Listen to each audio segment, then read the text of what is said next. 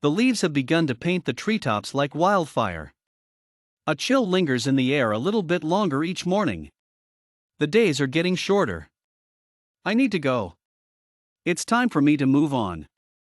It's not just the changing of the seasons or the scarcity of food, though. I can feel something calling me. Some instinct, some overwhelming urge is pulling me toward a place I've never been. I need to go.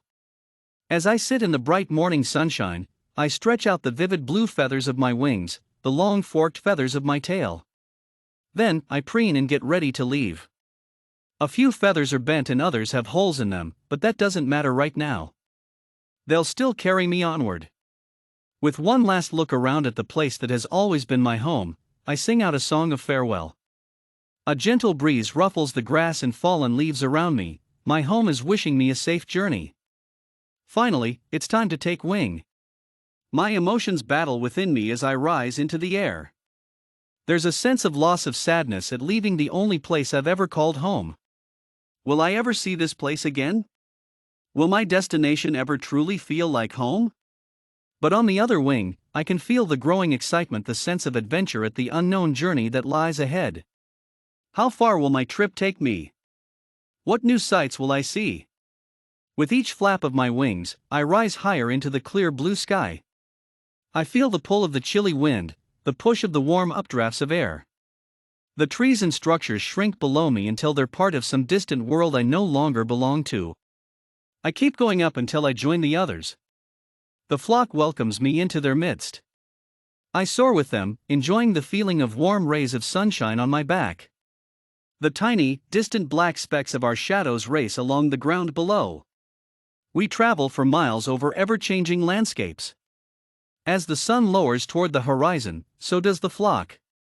Humans gather at the outskirts of the field, pointing and chattering to one another. Some of them hold pairs of reflective circles against their eyes as they look at us. Others hold small rectangles that emit flashes of light. We can't understand what they're doing. But they seem happy and harmless enough, so we just ignore them as we land in the open pasture. At last, the sun disappears behind the edge of the world. It's finally time for rest. Our journey started weeks ago. We've flown over rivers and deserts, forests and cities, hills and valleys. The world is larger and more breathtaking than I ever could have imagined. The way the lakes sparkle under the golden sun fills me with peace. The way clouds move through the sky, ripe and ready to bring life to the dry earth below, fills me with hope. The way the animals below move through the scenery fills me with comfort. Even wearied as I am, I'm glad I've had a chance to see so much of this beautiful world. Nevertheless, my muscles ache and my belly growls incessantly. The few insect swarms we found have helped keep us going, but it's not quite enough. Some from the flock have landed, never to fly again. Throughout the day, the hunger and fatigue pull at me. Try as I might, I can't move my wings fast enough to keep up with the group. I lag behind. The flock keeps flying, unfazed, until it becomes a dark silhouette in the sky in front of me. My heart is already hammering hard in my chest when I hear it. The screech of a falcon echoes through the air around me. My chest tightens and my breathing becomes ragged. I hear its wings flapping behind me as it cries out again. I can't outfly the falcon. Instead, I dive. Wings folded, I plummet toward the earth. The wind rushes past my face. In a matter of seconds, I reach the treetops. I unfold my wings. He's close behind. As the air catches me, I turn to fly parallel to the ground, just below the canopy of branches. I zigzag between trunks, the falcon does the same. Left and right, and left again. At last, I see my chance. I shoot up, between the branches. I weave in and out, up and down, left and right. Finally, I see a spot of foliage too dense for the falcon to get through.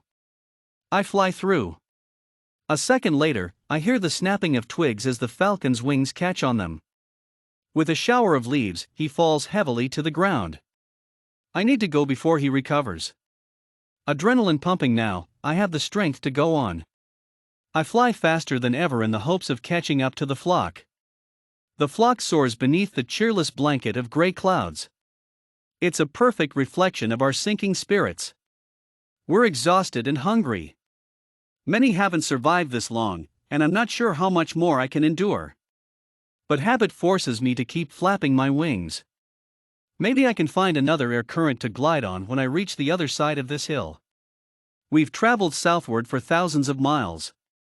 Everything in this new place, the sights, the sounds, even the smells, is all so different.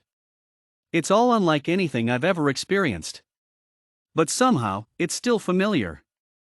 As we crest the top of the hill, we feel the warmth in the air. We see the leafy green trees and open fields before us. The clouds seem to part and slide away. The sun sinks low toward the horizon, staining the sky a rainbow of hues. The instinct that has been pulling me onward for so long now is finally quiet. I need to stay. I'm home.